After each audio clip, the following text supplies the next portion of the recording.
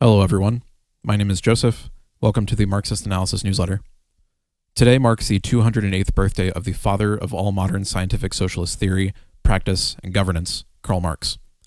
Born in Trier, Prussia, on the 5th of May, 1818, he spent much of his life in the political arena and in exile, writing what would become the single most important study of economic and political theory in the history of humanity.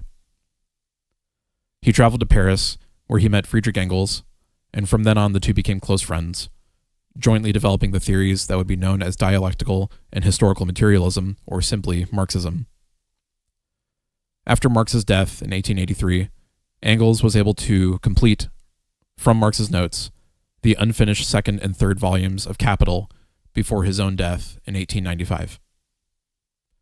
And in honor of Karl Marx's birthday, I will be reading the Communist Manifesto from start to finish. It's not a very long piece, but its content still rings true to this day, and I'm sure one will find its lessons of Marx's general view of history and class struggle applicable to modern day, just as they were at the time in which it was completed in 1848. The Communist Manifesto by Karl Marx and Friedrich Engels. Published 1848, authorized English translation of 1888. Edited by Engels and with prefaces by Engels and Marx, republished by Martin Lawrence, Ltd., 1934. Engels wrote in the 1888 preface, quote, "The Manifesto was published as the platform of the Communist League, a working men's association, first exclusively German, later on international. At a Congress of the League held in London in November 1847, Marx and Engels were commissioned to prepare for publication a complete theoretical and practical party program. Drawn up in German in January 1848, the manuscript was sent to the printer in London a few weeks before the French Revolution of February 24th. Unquote. The Communist League was dissolved in 1852, but the Manifesto became undoubtedly the most widespread and most internationally produced of all socialist literature, the common platform acknowledged by millions of working men from Siberia to California. In their earlier writings, Marx and Engels had developed the materialist conception of history. In the Communist Manifesto, this was first embodied in a program for the political party of the working class. The manifesto was called communist and not socialist because, as Engels explained, the word socialist was associated with the utopians, on the one hand, and on the other, quote, with the most multifarious social quacks, who by all manner of tinkering professed to redress, without any danger to capital and profit, all sorts of social grievances. But, quote, whatever portion of the working class had become convinced on the insufficiency of mere political revolutions and had proclaimed the necessity of a total social change called itself communist, unquote. The manifesto has inspired all revolutionary socialism. It is the most concise statement and the most important single document of Marxism. A specter is haunting Europe, the specter of communism. All the powers of old Europe have entered into a holy alliance to exorcise the specter, Pope and Tsar, Metternich and Guizot, French radicals and German police spies. Where is the party in opposition that has not been decried as communistic by its opponents in power? Where is the opposition that has not hurled back the branding reproach of communism against the more advanced opposition parties, as well as against its reactionary adversaries? Two things result from this fact. One, communism is already acknowledged by all European powers to be itself a power. Two, it is high time that communists should openly, in the face of the whole world, publish their views, their aims, their tendencies, and meet this nursery tale of the specter of communism with a manifesto of the party itself. To this end, communists of various nationalities have assembled in London and sketched the following manifesto, to be published in the English, French, German, Italian, Flemish, and Danish languages. Part 1. Bourgeois and Proletarians. The history of all hitherto existing society is the history of class struggles. Free man and slave, patrician and plebeian, lord and serf, guildmaster and journeyman, in a word, oppressor and oppressed, stood in constant opposition to one another, carried on an uninterrupted, now hidden, now open fight a fight that each time ended either in a revolutionary reconstitution of society at large or in the common ruin of the contending classes. In the earlier epochs of history, we find almost everywhere a complicated arrangement of society into various orders, a manifold gradation of social rank. In ancient Rome, we have patricians, knights, plebeians, slaves. In the Middle Ages, feudal lords, vassals, guildmasters, journeymen, apprentices, serfs. In almost all of these classes, again, subordinate gradations. The modern bourgeois society that has sprouted from the ruins of feudal society has not done away with class antagonisms. It has but established new classes, new conditions of oppression, new forms of struggle in place of the old ones. Our epoch, the epoch of the bourgeoisie, possesses, however, this distinctive feature. It has simplified the class antagonisms. Society as a whole is more and more splitting up into two great hostile camps, into two great classes directly facing each other, bourgeois and proletariat. From the serfs of the Middle Ages sprang the chartered burghers of the earliest towns. From these burgesses, the first elements of the bourgeoisie were developed. The discovery of America, the rounding of the Cape, opened up fresh ground for the rising bourgeoisie. The East Indian and Chinese markets, the colonization of America, trade with the colonies, the increase in the means of exchange and in commodities generally, gave to commerce, to navigation, to industry, an impulse never before known, and thereby to the revolutionary element in the tottering feudal society a rapid development. The feudal system of industry, in which industrial production was monopolized by closed guilds, now no longer sufficed for the growing wants of the new markets. The manufacturing system took its place. The guild masters were pushed aside by the manufacturing middle class. Division of labor between the different corporate guilds vanished in the face of the division of labor in each single workshop. Meantime, the markets kept ever growing, the demand ever rising. Even manufacture no longer sufficed. Thereupon, steam and machinery revolutionized industrial production. The place of manufacture was taken by the giant modern industry, the place of the industrial middle class by industrial millionaires, the leaders of whole industrial armies, the modern bourgeois. Modern industry has established the world market for which the discovery of America paved the way. This market has given an immense development to commerce, to navigation, to communication by land. This development has, in its turn, reacted on the extension of industry. And in portion as industry, commerce, navigation, railways extended, in the same proportion the bourgeois developed, increased its capital, and pushed into the background every class handed down from the Middle Ages. We see, therefore, how the modern bourgeoisie is itself the product of a long course of development, of a series of revolutions in the modes of production and of exchange. Each step in the development of the bourgeoisie was accompanied by the corresponding political advance of that class, an oppressed class under the sway of the feudal nobility, an armed and self-governing association in the medieval commune. Here, independent urban republic, as in Italy and in Germany, their taxable third estate of the monarchy as in France, afterwards in the period of manufacture proper, serving either the semi-feudal or the absolute monarchy as a counterpoise against the nobility, and in fact cornerstone of the great monarchies in general. The bourgeoisie has at last, since the establishment of modern industry and of the world market, conquered for itself in the modern representative state exclusive political sway. The executive of the modern state is but a committee for managing the common affairs of the whole bourgeoisie. The bourgeoisie, historically, has played a most revolutionary part. The bourgeoisie, wherever it has got the upper hand, has put an end to all feudal, patriarchal, idyllic relations. It has pitilessly torn asunder the motley feudal ties that bound man to his, quote, natural superiors, unquote, and has left no other nexus between man and man than naked self-interest, than callous, quote, cash payment, unquote. It has drowned the most heavenly ecstasies of religious fervor, of chivalrous enthusiasm, of Philistine sentimentalism, in the icy water of egotistical calculation. It has resolved personal wealth into exchange value, and in place of the numberless, indefeasible chartered freedoms, has set up that single, unconscionable freedom, free trade. In one word, for exploitation, veiled by religious and political illusions, it has substituted naked, shameless, direct, brutal exploitation. The bourgeoisie has stripped of its halo every occupation hitherto honored and looked up to with reverent awe. It has converted the physician, the lawyer, the priest, the poet, the man of science into its paid wage laborers. The bourgeoisie has torn away from the family its sentimental veil and has reduced the family relation to a mere money relation. The bourgeoisie has disclosed how it came to pass that the brutal display of vigor in the Middle Ages, which reactionaries so much admire, found its fitting complement in the most slothful indolence. It has been the first to show what man's activity can bring about.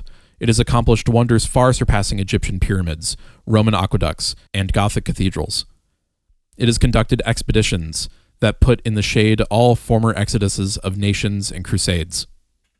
The bourgeoisie cannot exist without constantly revolutionizing the instruments of production and thereby the relations of production, and with them the whole relations of society. Conservation of the old modes of production in unaltered form was, on the contrary, the first condition of existence for all earlier industrial classes. Constant revolutionizing of production, uninterrupted disturbance of all social conditions, everlasting uncertainty and agitation distinguished the bourgeois epoch from all earlier ones. All fixed, fast-frozen relations, with their train of ancient and venerable prejudices and opinions, are swept away. All new-formed ones become antiquated before they can ossify.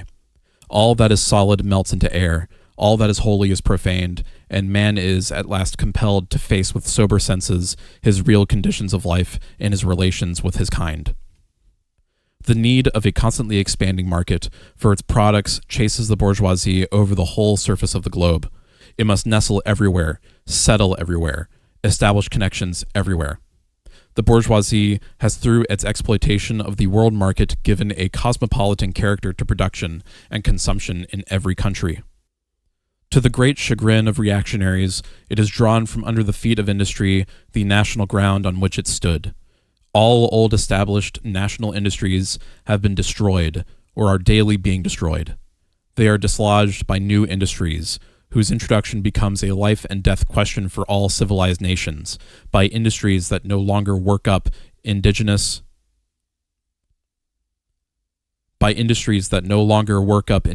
raw material, but raw material drawn from the remotest zones. Industries whose products are consumed, not only at home, but in every quarter of the globe. In place of the old wants, satisfied by the new production of the country, we find new wants, requiring for their satisfaction the products of distant lands and climes.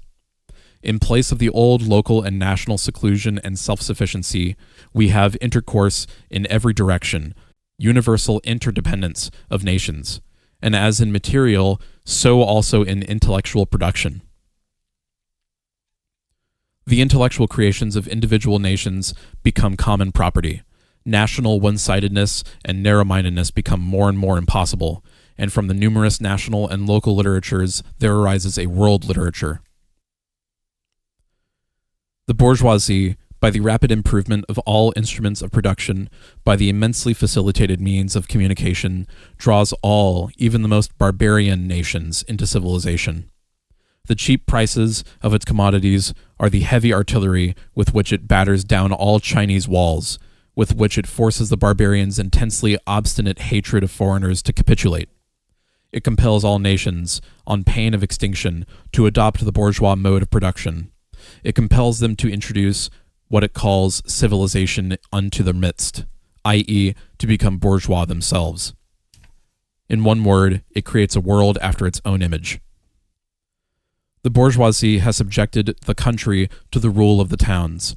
It has created enormous cities, has greatly increased the urban population as compared with the rural, and has thus rescued a considerable part of the population from the idiocy of rural life. Just as it has made the country dependent on the towns, so it has made barbarian and semi-barbarian countries dependent on the civilized ones, nations of peasants on nations of bourgeois, the East on the West. The bourgeoisie keeps more and more doing away with the scattered state of the population, of the means of production, and of property. It has agglomerated population, centralized means of production, and has concentrated property in a few hands. The necessary consequence of this was political centralization. Independent, or but loosely connected provinces, with separate interests, laws, governments, and systems of taxation, became lumped together into one nation, with one government, one code of laws, one national class interest, one frontier, and one customs tariff.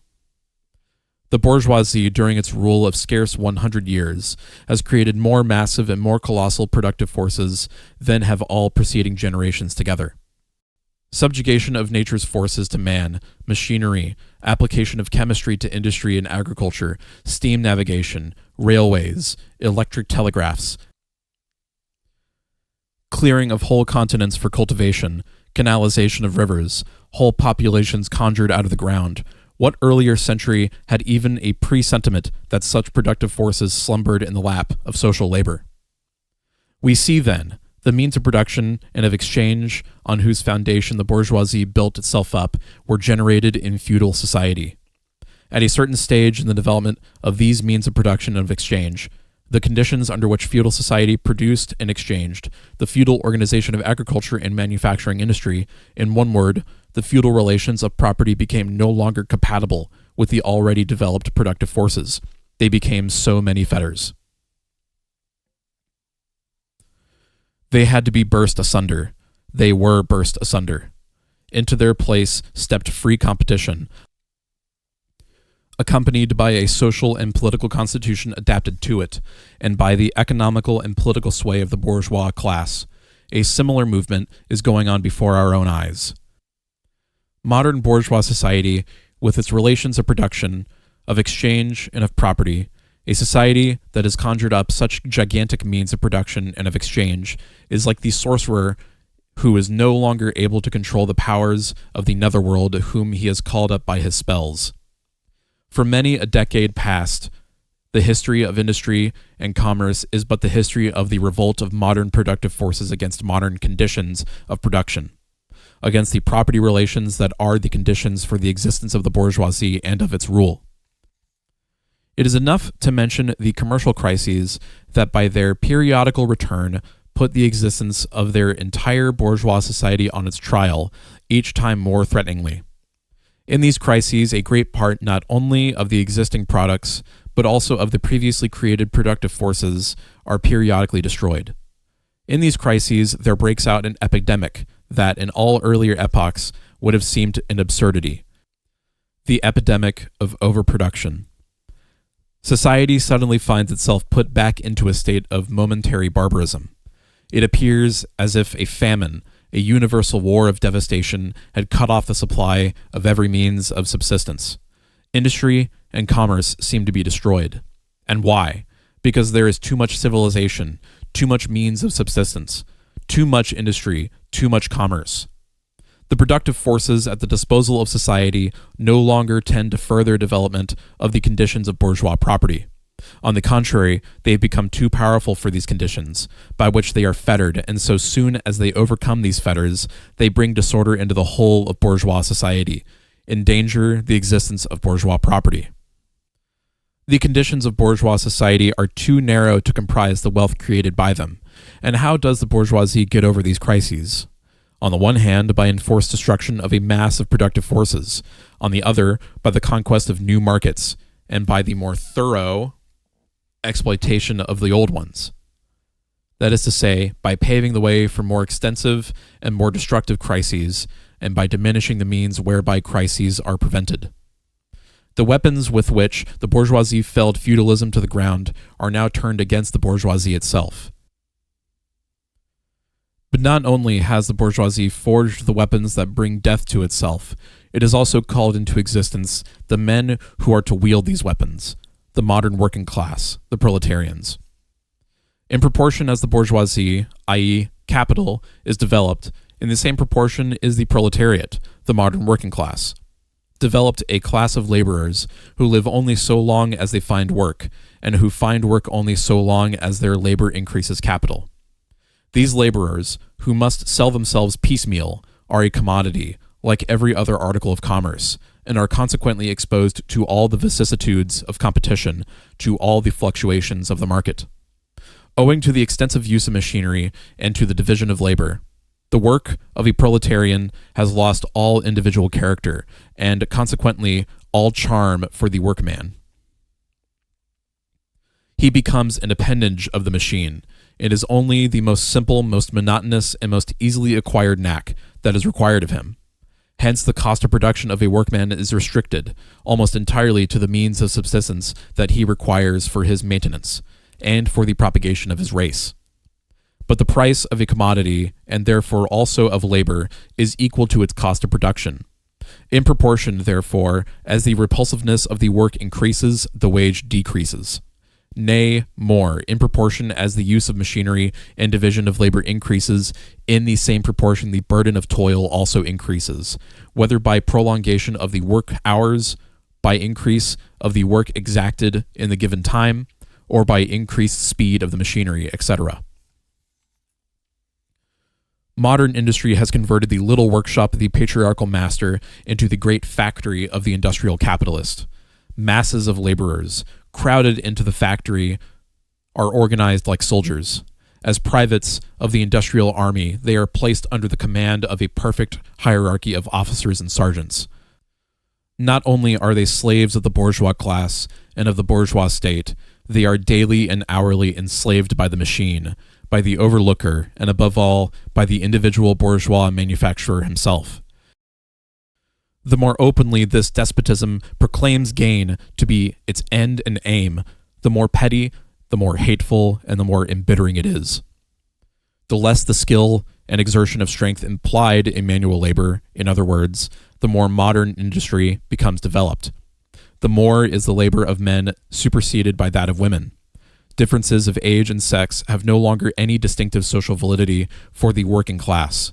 All are instruments of labor, more or less expensive to use according to their age and sex.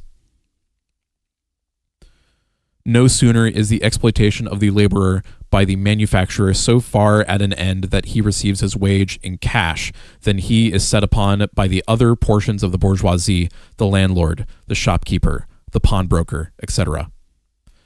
The lower strata of the middle class, the small tradespeople, shopkeepers, and retired tradesmen generally, the handicraftsmen and peasants, all these sink gradually into the proletariat, partly because their diminutive capital does not suffice for the scale on which modern industry is carried on, and is swamped in the competition with the large capitalists, partly because their specialized skill is rendered worthless by new methods of production. Thus, the proletariat is recruited from all classes of the population. The proletariat goes through various stages of development. With its birth begins its struggle with the bourgeoisie. At first, the contest is carried on by individual laborers, then by the work people of a factory, then by the operatives of one trade, in one locality, against the individual bourgeois who directly exploits them. They direct their attacks not against the bourgeois conditions of production, but against the instruments of production themselves. They destroy imported wares that compete with their labor. They smash to pieces machinery. They set factories ablaze. They seek to restore by force the vanished status of the workman of the Middle Ages. At this stage, the laborers still form an incoherent mass scattered over the whole country and broken up by their mutual competition. If anywhere they unite to form more compact bodies, this is not yet the consequence of their own active union, but of the union of the bourgeoisie, which class, in order to attain its own political ends, is compelled to set the whole proletariat in motion, and is moreover yet, for a time, able to do so. At this stage, therefore, the proletarians do not fight their enemies, but the enemies of their enemies, the remnants of absolute monarchy, the landowners, the non-industrial bourgeois, the petty bourgeoisie. Thus, the whole historical movement is concentrated in the hands of the bourgeoisie. Every victory so obtained is the victory of the bourgeoisie. But with the development of industry, the proletariat not only increases its number, it becomes concentrated in greater masses, its strength grows, and it feels that strength more. The various interests and conditions of life within the ranks of the proletariat are more and more equalized, in proportion as machinery obliterates all distinctions of labor and nearly everywhere reduces wages to the same low level. The growing competition among the bourgeois and the resulting commercial crises make the wages of the workers even more fluctuating. The unceasing improvement of machinery, ever more rapidly developing, makes their livelihood more and more precarious. The collisions between individual workmen and individual bourgeois take more and more the character of collisions between two classes. Thereupon the workers begin to form combinations, trade unions, against the bourgeois. They club together in order to keep up the rate of wages. They found permanent associations in order to make provision beforehand for these occasional revolts. Here and there, the contest breaks out into riots. Now and then the workers are victorious, but only for a time. The real fruit of their battles lies not in the immediate result, but in the ever-expanding union of the workers. This union is helped on by the improved means of communication that are created by modern industry, and that place the workers of different localities in contact with one another. It was just this contact that was needed to centralize the numerous local struggles, all of the same character, into one national struggle between classes. But every class struggle is a political struggle. And that union, to attain which the burghers of the Middle Ages, with their miserable highways, required centuries, the modern proletarians, thanks to railways, achieve in a few years. This organization of the proletarians into a class, and consequently into a political party, is continually being upset again by the competition between the workers themselves. But it ever rises up again, stronger, firmer, mightier. It compels legislative recognition of particular interests of the workers by taking advantage of the divisions among the bourgeoisie itself. Thus, the 10 Hours Bill in England was carried. Altogether, collisions between the classes of the old society further in many ways the course of development of the proletariat. The bourgeoisie finds itself involved in a constant battle, at first with the aristocracy, later on with those portions of the bourgeoisie itself, whose interests have become antagonistic to the progress of industry, at all times with the bourgeoisie of foreign countries. In all these battles, it sees itself compelled to appeal to the proletariat, to ask for its help, and thus to drag it into the political arena. The bourgeoisie itself, therefore, supplies the proletariat with its own elements of political and general education. In other words, it furnishes the proletariat with weapons for fighting the bourgeoisie. Further, as we have already seen, entire sections of the ruling class are, by the advance of industry, precipitated into the proletariat, and are at least threatened by their conditions of existence. They also supply the proletariat with fresh elements of enlightenment and progress. Finally, in times when the class struggle nears the decisive hour, the process of dissolution going on within the ruling class, in fact, within the whole range of old society, assumes such a violent, glaring character that a small section of the ruling class cuts itself adrift and joins the revolutionary class, the class that holds the future in its hands. Just as, therefore, at an earlier period, a section of the nobility went over to the bourgeoisie, so now a portion of the bourgeoisie goes over to the proletariat, and, in particular, a portion of the bourgeois ideologists, who have raised themselves to the level of comprehending theoretically the historical movement as a whole. Of all the classes that stand face to face with the bourgeoisie today, the proletariat alone is a really revolutionary class. The other classes decay and finally disappear in the face of modern industry. The proletariat is its special and essential product. The lower middle class, the small manufacturer, the shopkeeper, the artisan, the peasant, all these fight against the bourgeoisie to save from extinction their existence as fractions of the middle class. They are therefore not revolutionary, but conservative. Nay, more, they are reactionary, for they try to roll back the wheel of history. If by chance they are revolutionary, they are so only in view of their impending transfer into the proletariat. They thus defend not their present, but their future interests. They desert their own standpoint to place themselves at that of the proletariat, the dangerous class, the social scum, that passively rotting mass thrown off by the lowest layers of old society may, here and there, be swept into the movement by the proletarian revolution. Its conditions of life, however, prepare it far more for the part of a bribed tool of reactionary intrigue. In the conditions of the proletariat, those of old society at large are already virtually swamped. The proletarian is without property. His relation to his wife and children has no longer anything in common with the bourgeois family relations. Modern industrial labor, modern subjection to capital, the same in England as in France, in America as in Germany, has stripped him of every trace of national character. Law, morality, religion are to him so many bourgeois prejudices, behind which lurk in ambush just as many bourgeois interests.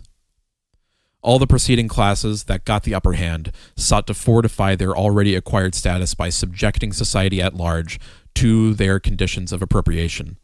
The proletariat cannot become masters of the productive forces of society except by abolishing their own previous mode of appropriation, and thereby also every other previous mode of appropriation. They have nothing of their own to secure and to fortify.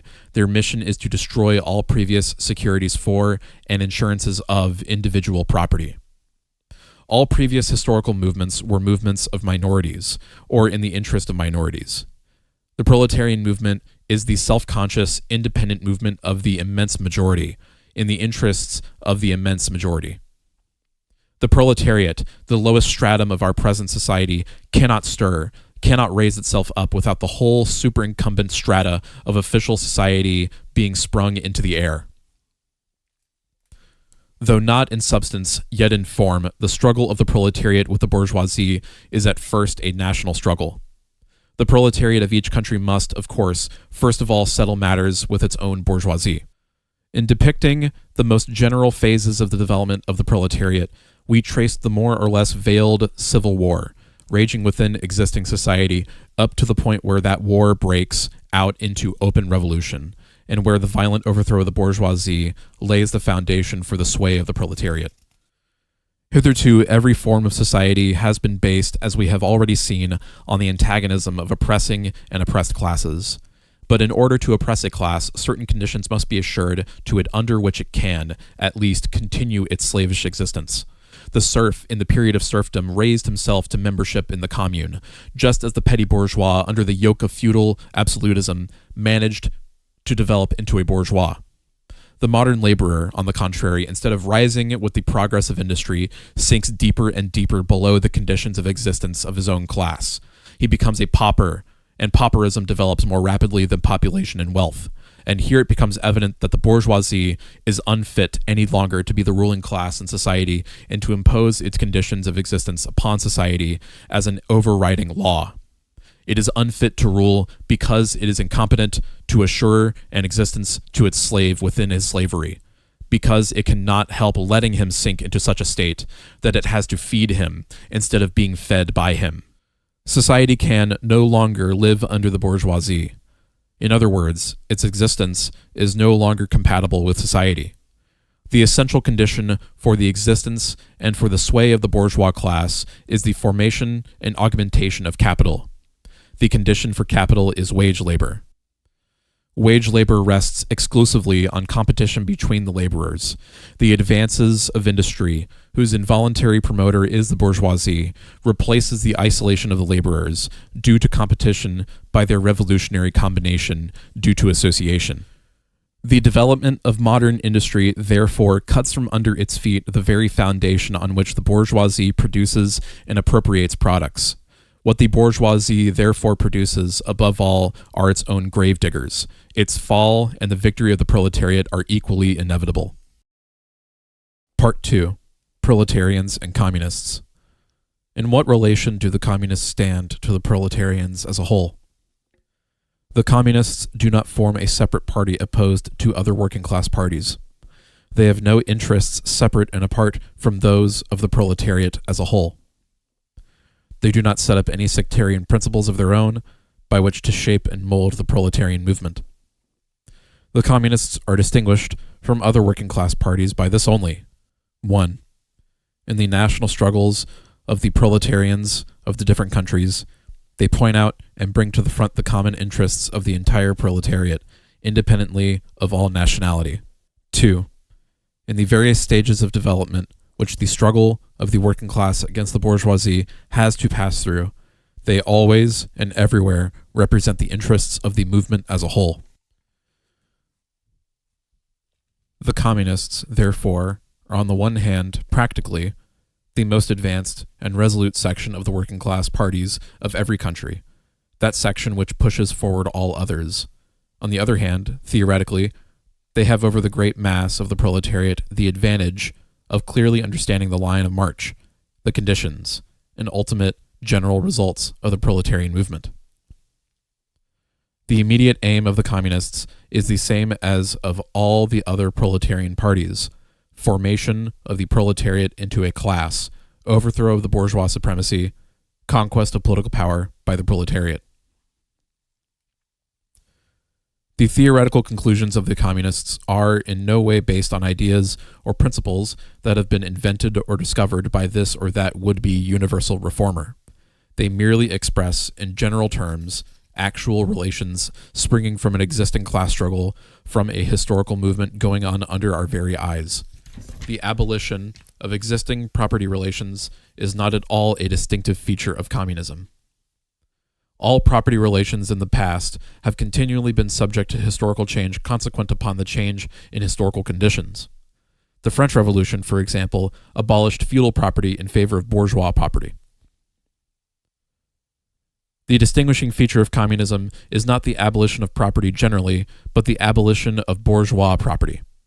But modern bourgeois private property is the final and most complete expression of the system of producing and appropriating products that is based on class antagonisms, on the exploitation of the many by the few. In this sense, the theory of the communists may be summed up in the single sentence: abolition of private property.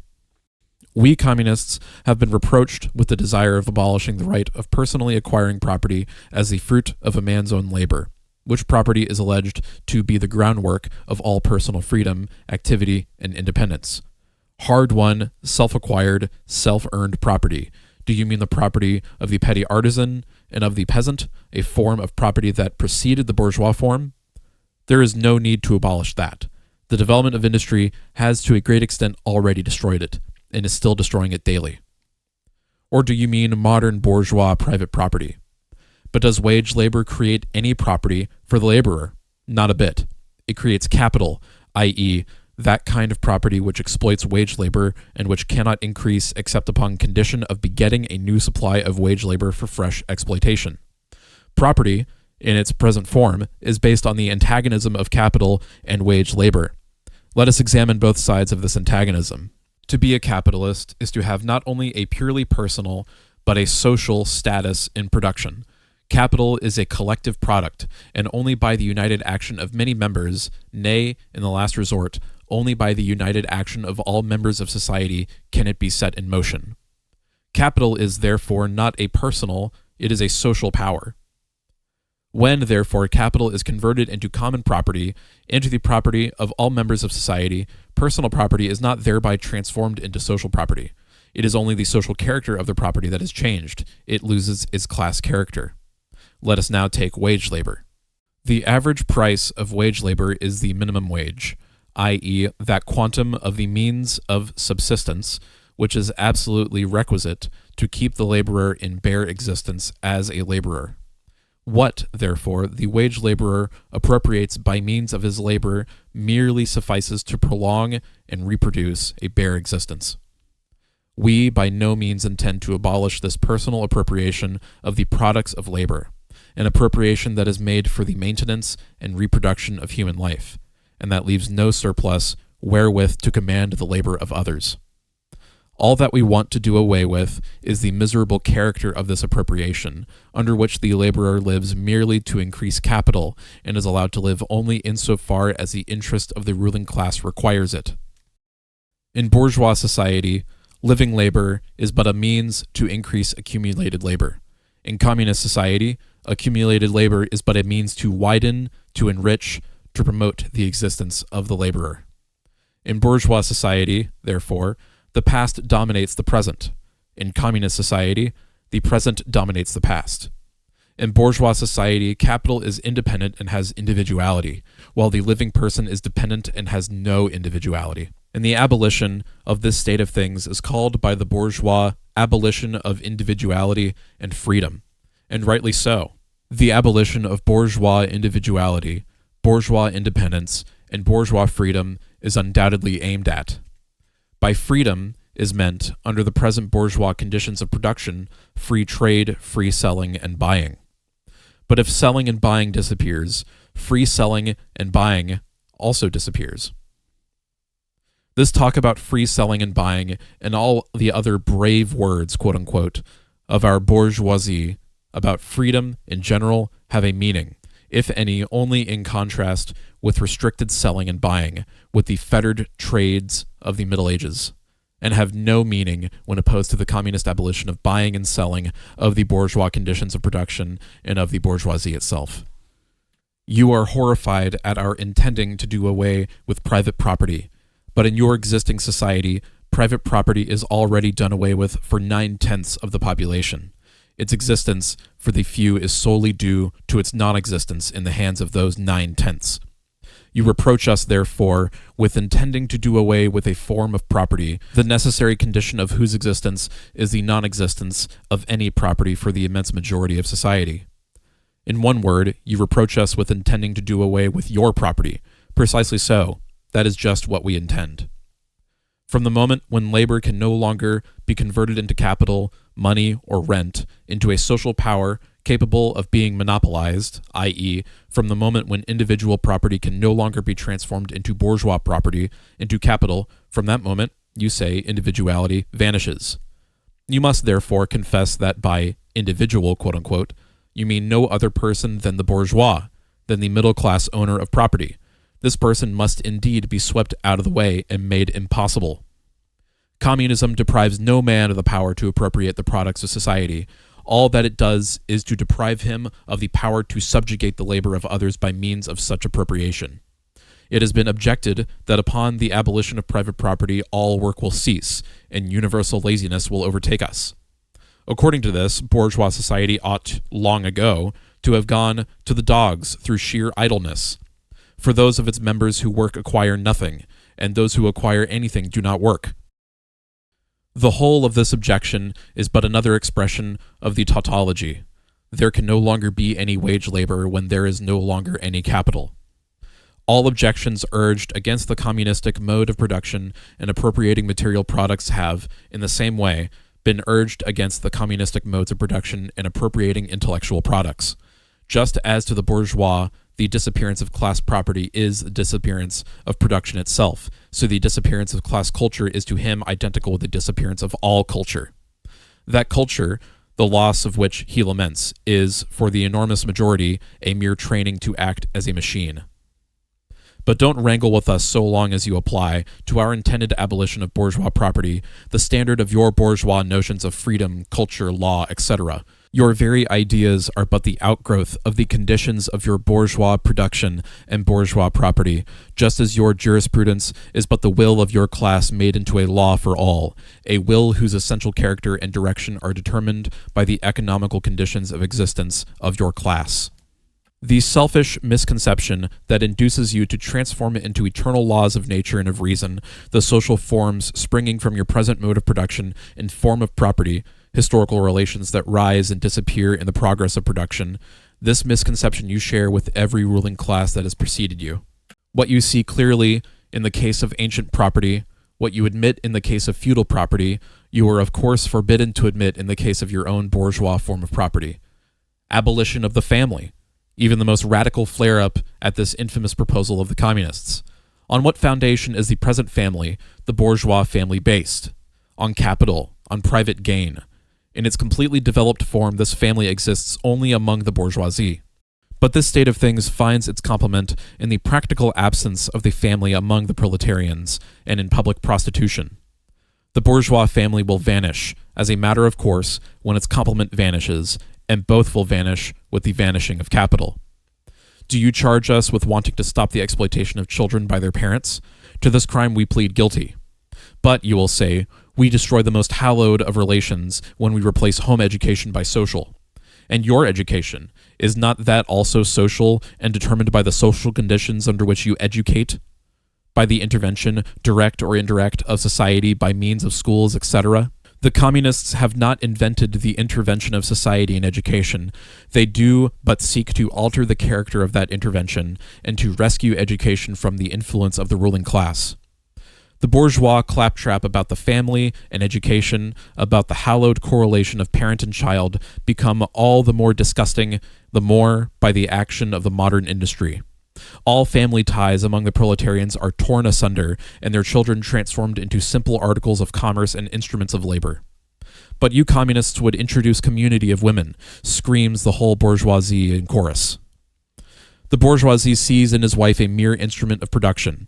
He hears that the instruments of production are to be exploited in common, and naturally can come to no other conclusion that the lot of being common to all will likewise fall to the women. He has not even a suspicion that the real point aimed at it is to do away with the status of women as mere instruments of production. For the rest, nothing is more ridiculous than the virtuous indignation of our bourgeois at the community of women which they pretend is to be openly and officially established by the communists. The communists have no need to introduce community of women. It has existed almost from time immemorial. Our bourgeois, not content with having the wives and daughters of their proletarians at their disposal, not to speak of common prostitutes, take the greatest pleasure in seducing each other's wives. Bourgeois marriage is in reality a system of wives in common, and thus, at the most, what the communists might possibly be reproached with is that they desire to introduce in substitution for a hypercritically concealed and openly legalized community of women. For the rest, it is self-evident that the abolition of the present system of production must bring with it the abolition of the community of women springing from that system, i.e., of prostitution both public and private. The communists are further reproached with desiring to abolish countries and nationality. The working men have no country. We cannot take from them what they have not got. Since the proletariat must first of all acquire political supremacy, must rise to be leading class of the nation, must constitute itself the nation, it is so far itself national, though not in the bourgeois sense of the word. National differences and antagonisms between peoples are daily more and more vanishing, owing to the development of the bourgeoisie, to freedom of commerce, to the world market, to uniformity in the mode of production and in the conditions of life corresponding hitherto. The supremacy of the proletariat will cause them to vanish still faster. United action of the leading civilized countries at least is one of the first conditions for the emancipation of the proletariat. In proportion as the exploitation of one individual by another is put an end to, the exploitation of one nation by another will also be put an end to. In proportion as the antagonism between classes within the nation vanishes, the hostility of one nation to another will come to an end. The charges against communism made from a religious, a philosophical, and, generally, from an ideological standpoint are not deserving of serious examination. Does it require deep intuition to comprehend that man's ideas, views, and conceptions, in one word, man's consciousness, changes with every change in the conditions of his material existence, in his social relations, and in his social life? What else does the history of ideas prove that an intellectual production changes its character in proportion as material production is changed? The ruling ideas of each age have ever been the idea of its ruling class. When people speak of ideas that revolutionize society, they do but express the fact that within the old society the elements of a new one have been created, and that the dissolution of the old ideas keeps even pace with the dissolution of the old conditions of existence. When the ancient world was in its last throes, the ancient religions were overcome by Christianity. When Christian ideas succumbed in the 18th century to rationalist ideas, feudal society fought its death battle with the then revolutionary bourgeoisie. The ideas of religious liberty and freedom of conscience merely gave expression to the sway of free competition within the domain of knowledge.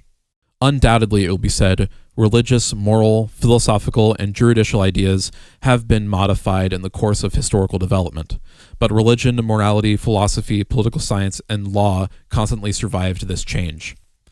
There are besides eternal truths such as freedom, justice, etc., that are common to all states of society. But communism abolishes eternal truths. It abolishes all religion and all morality. Instead of constituting them on a new basis, it therefore acts in contradiction to all past historical experience." Unquote. What does this accusation reduce itself to? The history of all past society has consisted in the development of class antagonisms that assumed different forms at different epochs. But whatever form they may have taken, one fact is common of all past ages, viz., the exploitation of one part of society by the other. No wonder, then, that the social consciousness of past ages, despite all the multiplicity and variety it displays, moves within certain common forms or general ideas which cannot completely vanish except with the total disappearances of class antagonisms. The communist revolution is the most radical rupture with traditional property relations. No wonder that its development involves the most radical rupture with traditional ideas. But let us have done with the bourgeois objections to communism. We have seen above that the first step in the revolution by the working class is to raise the proletariat to the position of ruling class, to win the battle of democracy. The proletariat will use its political supremacy to wrest, by degrees, all capital from the bourgeoisie, to centralize all instruments of production in the hands of the state, i.e., of the proletariat organized as the ruling class, and to increase the total of productive forces as rapidly as possible. Of course, in the beginning, this cannot be effected except by means of despotic inroads on the rights of property and on the conditions of bourgeois production, by means of measures, therefore, which appear economically insufficient and untenable, but which, in the course of the movement, outstrip themselves, necessitate further inroads upon the old social order, and are unavoidable as a means of entirely revolutionizing the mode of production. These measures will, of course, be different in different countries. Nevertheless, in the most advanced countries, the following will be pretty generally applicable: abolition of property in land and application of all rents of land to public purposes, a heavy, progressive, or graduated income tax, abolition of all right of inheritance, confiscation of the property of all emigrants and rebels, centralization of credit in the hands of the state by means of a national bank with state capital and an exclusive monopoly, centralization of the means of communication and transport in the hands of the state, extension of factories and instruments of production owned by the state, the bringing into cultivation of waste lands, and the improvement of the soil generally in accordance with the common plan, equal obligation of all to work, establishment of industrial armies, especially for agriculture, combination of agriculture with manufacturing industries, gradual abolition of the distinction between town and country by a more equitable distribution of the population over the country, free education for all children in public schools, abolition of children's factory labor in its present form, combination of education with industrial production, etc. When, in the course of development, class distinctions have disappeared and all production has been concentrated in the hands of a vast association of the whole nation, the public power will lose its political character. Political power, properly so called, is merely the organized power of one class for oppressing another. If the proletariat during its contest with the bourgeoisie is compelled, by the force of circumstances, to organize itself as a class, if, by means of a revolution, it makes itself the ruling class and, as such, sweeps away by force the old conditions of production, then it will, along with these conditions, have swept away the conditions for the existence of class antagonisms and of classes generally, and will thereby have abolished its own supremacy as a class. In place of the old bourgeois society, with its classes and class antagonisms, we shall have an association in which the free development of each is the condition of the free development of all. Part 3. Socialist and Communist Literature. 1. Revolutionary Socialism. A. Feudal Socialism. Owing to their historical position, it became the vocation of the aristocracies of France and England to write pamphlets against modern bourgeois society. In the French Revolution of July 1830, and in the English Reform agitation, these aristocracies again succumbed to the hateful upstart. Thenceforth, a serious political struggle was altogether out of the question.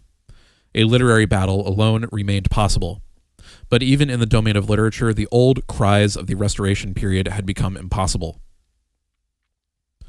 In order to arouse sympathy, the aristocracy was obliged to lose sight, apparently, of its own interests, and to formulate its indictment against the bourgeoisie in the interests of the exploited working class alone. Thus the aristocracy took their revenge by singing lampoons on their new master, and whispering in his ears sinister prophecies of coming catastrophe.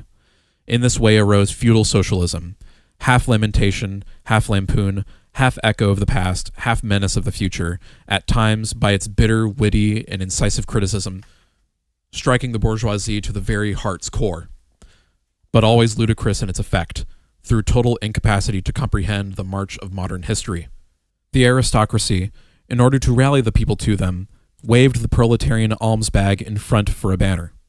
But the people so often as it joined them saw on their hindquarters the old feudal coats of arms, and deserted with loud and irreverent laughter. One section of the French legitimists and, quote, young England, unquote, exhibited this spectacle. In pointing out that their mode of exploitation was different to that of the bourgeoisie, the feudalists forget that they exploited under circumstances and conditions that were quite different and that are now antiquated. In showing that, under their rule, the modern proletariat never existed, they forget that the modern bourgeoisie is the necessary offspring of their own form of society. For the rest, so little do they conceal the reactionary character of their criticism that their chief accusation against the bourgeoisie amounts to this, that under the bourgeois regime, a class is being developed which is destined to cut up root and branch of the old order of society. What they upbraid the bourgeoisie with is not so much that it creates a proletariat as it creates a revolutionary proletariat. In political practice, therefore, they join in all coercive measures against the working class, and in ordinary life, despite their highfalutin phrases, they stoop to pick up the golden apples dropped from the tree of industry, and to barter truth, love, and honor for traffic in wool, beetroot sugar, and potato spirits. Footnote here. This applies chiefly to Germany, where the landed aristocracy and squirearchy have large portions of their estates cultivated for their own accounts by stewards, and are moreover extensive beetroot sugar manufacturers and distillers of potato spirits. The wealthier British aristocracy are, as yet, rather above that, but they, too, know how to make up for declining rents by lending their names to floaters of more or less shady joint stock companies. Back to the text. As the parson has ever gone hand in hand with the landlord, so has clerical socialism with feudal socialism. Nothing is easier than to give Christian asceticism a socialist tinge. Has not Christianity declaimed against private property, against marriage, against the state? Has it not preached in the place of these charity and poverty, celibacy and mortification of the flesh, monastic life and mother church? Christian socialism is but the holy water with which the priest consecrates the heart burnings of the aristocrat. B. Petty bourgeois socialism. The feudal aristocracy was not the only class that was ruined by the bourgeoisie, not the only class whose conditions of existence pined and perished in the atmosphere of modern bourgeois society. The medieval burgesses and the small peasant proprietors were the precursors of the modern bourgeoisie. In those countries which are but little developed, industrially and commercially, these two classes still vegetate side by side with the rising bourgeoisie. In countries where modern civilization has become fully developed, a new class of petty bourgeois has been formed, fluctuating between proletariat and bourgeoisie, and ever renewing itself as a supplementary part of bourgeois society. The individual members of this class, however, are being constantly hurled down into the proletariat by the action of competition, and, as modern industry develops, they even see the moment approaching when they will completely disappear as an independent section of modern society, to be replaced in manufactures, agriculture, and commerce by overlookers, bailiffs, and shopmen. In countries like France, where the peasants constitute far more than half of the population, it was natural that writers who sided with the proletariat against the bourgeoisie should use, in their criticism of the bourgeois regime, the standard of the peasant and petty bourgeois, and from the standpoint of these intermediate classes, should take up the cudgels for the working class. Thus arose petty bourgeois socialism. Sismondi was the head of this school, not only in France but also in England. This school of socialism dissected with great acuteness the contradictions in the conditions of modern production. It laid bare the hypocritical apologies of economists. It proved incontrovertibly the disastrous effects of machinery and division of labor, the concentration of capital and land in a few hands, overproduction and crises. It pointed out the inevitable ruin of the petty bourgeois and peasant, the misery of the proletariat, the anarchy in production, the crying inequalities in the distribution of wealth, the industrial war of extermination between nations, the dissolution of old moral bonds, of the old family relations, of the old nationalities. In its positive aims, however, this form of socialism aspires either to restoring the old means of production and of exchange, and with them the old property relations and the old society, or to cramping the modern means of production and of exchange within the framework of the old property relations that have been and were bound to be exploded by those means. In either case, it is both reactionary and utopian. Its last words are corporate guilds for manufacture, patriarchal relations in agriculture. Ultimately, when stubborn historical facts had dispersed all intoxicating effects of self-deception, this form of socialism ended in a miserable fit of the blues. C. German or true socialism. The socialist and communist literature of France, a literature that originated under the pressure of the bourgeoisie in power, and that was the expression of the struggle against this power, was introduced into Germany at a time when the bourgeoisie in that country had just begun its contest with feudal absolutism. German philosophers, would-be philosophers, and men of letters eagerly seized on this literature, only forgetting that when these writings immigrated from France into Germany, French social conditions had not immigrated along with them. In contact with German social conditions, this French literature lost all its immediate practical significance and assumed a purely literary aspect. Thus, to the German philosophers of the 18th century, the demands of the practical reason, quote-unquote, in general, and the utterance of the will of the First French Revolution were nothing more than the demands of revolutionary French bourgeoisie, signified in their eyes the law of pure will as it was bound to be, of true human will generally. The work of the German literati consisted solely in bringing the new French ideas into harmony with their ancient philosophical conscience, or rather in annexing the French ideas without deserting their own philosophic point of view. This annexation took place in the same way in which a foreign language is appropriated, namely by translation. It is well known how the monks wrote silly lives of Catholic saints over the manuscripts on which the classical works of ancient heathendom had been written. The German literati reversed this process with the profane French literature. They wrote their philosophical nonsense beneath the French original. For instance, beneath the French criticism of the economic functions of money, they wrote, quote-unquote, alienation of humanity, and beneath the French criticism of the bourgeois state, they wrote, quote-unquote, dethronement of the category of the general, and so forth. The introduction of these philosophical phrases at the back of the French historical criticisms they dubbed philosophy of action, true socialism, German science of socialism, philosophical foundation of socialism, and so on.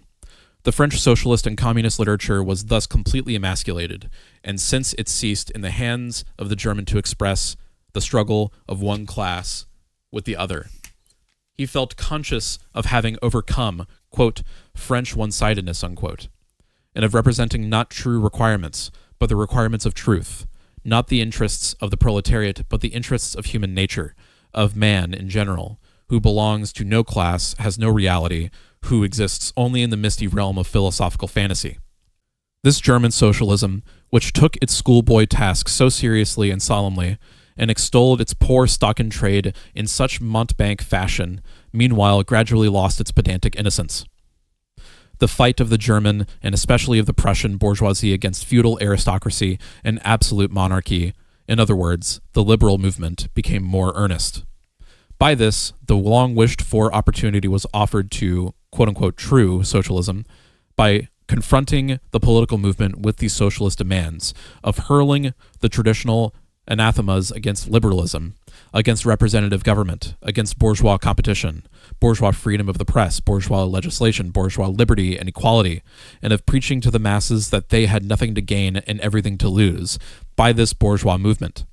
German socialism forgot, in the nick of time, that the French criticism whose silly echo it was, presupposed the existence of modern bourgeois society, with its corresponding economic conditions of existence, and the political constitution adapted thereto, the very things whose attainment was the object of the pending struggle in Germany. To the absolute governments, with their following of parsons, professors, country squires, and officials, it served as a welcome scarecrow against the threatening bourgeoisie.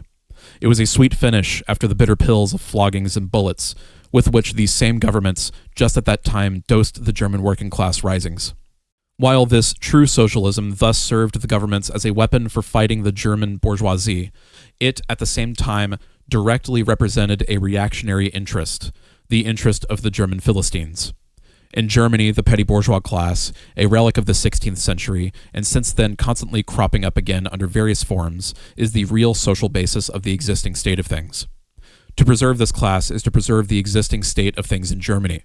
The industrial and political supremacy of the bourgeoisie threatens it with certain destruction, on the one hand from the concentration of capital, on the other from the rise of a revolutionary proletariat. True socialism appears to have killed these two birds with one stone. It spread like an epidemic, the robe of speculative cobwebs, embroidered with flowers of rhetoric, steeped in the dew of sickly sentiment. This transcendental robe in which the German socialists wrapped their sorry eternal truths, all skin and bone, served to wonderfully increase the sale of their goods amongst such a public. And on its part, German socialism recognized more and more its own calling as the bombastic representative of the petty bourgeois Philistine. It proclaimed the German nation to be the model nation, and the German petty Philistine to be the typical man. To every villainous meanness of this model man, it gave a hidden, higher, socialistic interpretation, the exact contrary of its real character. It went to the extreme length of directly opposing the brutally destructive tendency of communism and of proclaiming its supreme and impartial contempt of all class struggles. With very few exceptions, all the so-called socialist and communist publications that now, 1847, circulate in Germany belong to the domain of this foul and enervating literature. 2. Conservative or bourgeois socialism. A part of the bourgeoisie is desirous of redressing social grievances in order to secure the continued existence of bourgeois society. To this section belong economists, philanthropists, humanitarians, improvers of the condition of the working class, organizers of charity, members of societies for the prevention of cruelty to animals, temperance fanatics, hole and corner reformers of every imaginable kind. This form of socialism has, moreover, been worked out into complete systems. We may cite Proudhon's Philosophie de la misère, philosophy of poverty, as an example of this form. The socialistic bourgeois want all the advantages of modern social conditions without the struggles and dangers necessarily resulting therefrom. They desire the existing state of society minus its revolutionary and disintegrating elements. They wish for a bourgeoisie without a proletariat. The bourgeoisie naturally conceives the world in which it is supreme to be the best. And bourgeois socialism develops this comfortable conception into various more or less complete systems. In requiring the proletariat to carry out such a system, and thereby to march straightway into the social New Jerusalem, it but requires in reality that the proletariat should remain within the bounds of existing society, but should cast away all its hateful ideas concerning the bourgeoisie. A second and more practical but less systematic form of this socialism sought to deprecate every revolutionary movement in the eyes of the working class, by showing that no mere political reform, but only a change in the material conditions of existence in economical relations, could be of any advantage to them. By changes in the material conditions of existence, this form of socialism, however, by no means understands abolition of the bourgeois relations of production, an abolition that can be effected only by a revolution, but administrative reforms, based on the continued existence of these relations. Reforms, therefore, that in no respect affect the relations between capital and labor, but, at the best, lessen the cost and simplify the administrative work of bourgeois government. Bourgeois socialism attains adequate expression when and only when it becomes a mere figure of speech. Free trade, for the benefit of the working class, protective duties, for the benefit of the working class, prison reform, for the benefit of the working class. This is the last word and the only seriously meant word of bourgeois socialism. It is summed up in the phrase, "The bourgeois is a bourgeois for the benefit of the working class." 3. Critical utopian socialism and communism. We do not here refer to that literature which, in every great modern revolution, has always given voice to the demands of the proletariat, such as the writings of Babeuf and others. The first direct attempts of the proletariat to attain its own ends, made in times of universal excitement, when feudal society was being overthrown, these attempts necessarily failed, owing to the then underdeveloped state of the proletariat, as well as to the absence of the economic conditions for its emancipation, conditions that had yet to be produced, and could be produced by the impending bourgeois epoch alone. The revolutionary literature that accompanied these first movements of the proletariat had necessarily a reactionary character. It inculcated universal asceticism and social leveling in its crudest form. The socialist and communist systems properly so called, those of Saint-Simon, Fourier, Owen, and others, spring into existence in the early undeveloped period, described above, of the struggle between proletariat and bourgeoisie, see section 1, Bourgeois and Proletarians. The founders of these systems see, indeed, the class antagonisms, as well as the action of the decomposing elements in the prevailing form of society. But the proletariat, as yet in its infancy, offers to them the spectacle of a class without any historical initiative or any independent political movement. Since the development of class antagonisms keep even pace with the development of industry, the economic situation, as they find it, does not as yet offer to them the material conditions for the emancipation of the proletariat. They therefore search after a new social science, after new social laws that are to create these conditions. Historical action is to yield to their personal inventive action historically created conditions of emancipation to fantastic ones, and the gradual spontaneous class organization of the proletariat to an organization of society specially contrived by these inventors. Future history resolves itself in their eyes into the propaganda and the practical carrying out of their social plans. In the formation of their plans, they are conscious of caring chiefly for the interests of the working class as being the most suffering class. Only from the point of view of being the most suffering class does the proletariat exist for them. The undeveloped state of the class struggle, as well as their own surroundings, causes socialists of this kind to consider themselves far superior to all class antagonisms. They want to improve the condition of every member of society, even that of the most favored.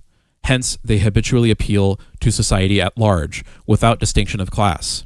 Nay, by preference to the ruling class. For how can people, when once they understand their system, fail to see in it the best possible plan of the best possible state of society?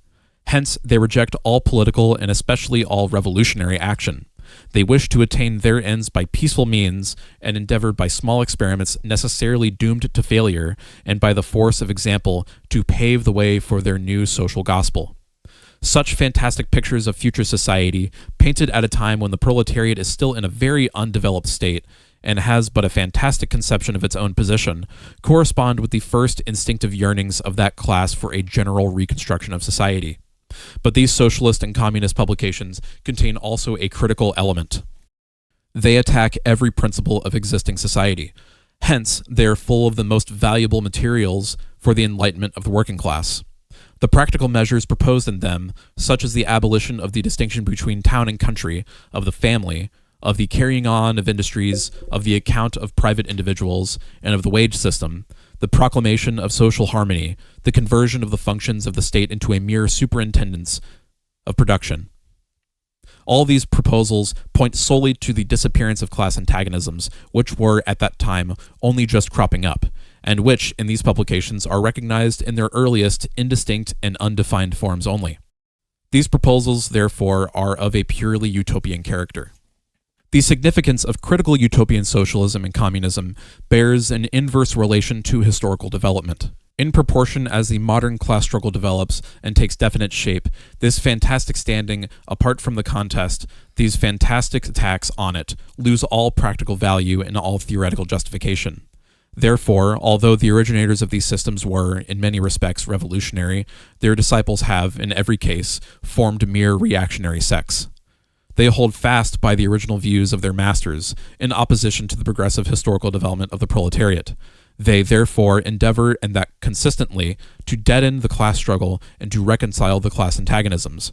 They still dream of experimental realization of their social utopias, of founding isolated phalansteres, of establishing home colonies, or setting up a Little Ikara, pocket editions of the New Jerusalem. And to realize all these castles in the air, they are compelled to appeal to the feelings and the purses of the bourgeois.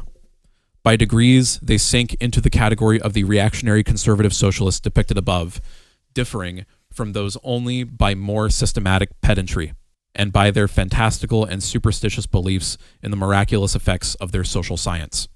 They, therefore, violently oppose all political action on the part of the working class. Such action, according to them, can only result from blind unbelief in the new gospel. The Owenites in England and the Fourierists in France, respectively, oppose the Chartists and the Reformists. Part 4. Position of the Communists in relation to the various existing opposition parties. Section 2 has made clear the relations of the Communists to the existing working class parties, such as the Chartists in England and the agrarian reformers in America. The Communists fight for the attainment of the immediate aims, for the enforcement of the momentary interests of the working class, but in the movement of the present, they also represent and take care of the future of that movement. In France, the communists ally themselves with the social democrats against the conservative and radical bourgeoisie, reserving, however, the right to take up a critical position in regard to phrases and allusions traditionally handed down from the Great Revolution. There's a footnote here on social democrats. The party then represented in parliament by Ledru-Rollin, in literature by Louis Blanc, 1811-1882, in the daily press by the Reform. The name of social democracy signifies, with these its inventors, a section of the Democratic or Republican Party more or less tinged with socialism. Back to the text. In Switzerland, they support the radicals, without losing sight of the fact that this party consists of antagonistic elements, partly of democratic socialists in the French sense, partly of radical bourgeois. In Poland, they support the party that insists on an agrarian revolution as the prime condition for national emancipation, that party which fomented the insurrection of Krakow in 1846. In Germany, they fight with the bourgeoisie whenever it acts in a revolutionary way against the absolute monarchy, the feudal squirearchy, and the petty bourgeoisie. But they never cease, for a single instant, to instill into the working class the clearest possible recognition of the hostile antagonism between bourgeoisie and proletariat, in order that the German workers may straightway use, as so many weapons against the bourgeoisie, the social and political conditions that the bourgeoisie must necessarily introduce along with its supremacy, and in order that, after the fall of the reactionary classes in Germany, the fight against the bourgeoisie itself may immediately begin. The communists turned their attention chiefly to Germany because that country is on the eve of a bourgeois revolution that is bound to be carried out under more advanced conditions of European civilization and with a much more developed proletariat than that of England was in the 17th and of France in the 18th century. And because the bourgeois revolution in Germany will be but the prelude to an immediately following proletarian revolution. In short, the communists everywhere support every revolutionary movement against the existing social and political order of things. In all of these movements, they bring to the front, as the leading question in each, the property question, no matter what its degree of development at that time. Finally, they labor everywhere for the union and agreement of the democratic parties of all countries. The communists disdain to conceal their views and aims. They openly declare what their ends can be attained only by the forcible overthrow of all existing social conditions. Let the ruling classes tremble at a communist revolution. The proletarians have nothing to lose but their chains. They have a world to win. Working men of all countries, unite.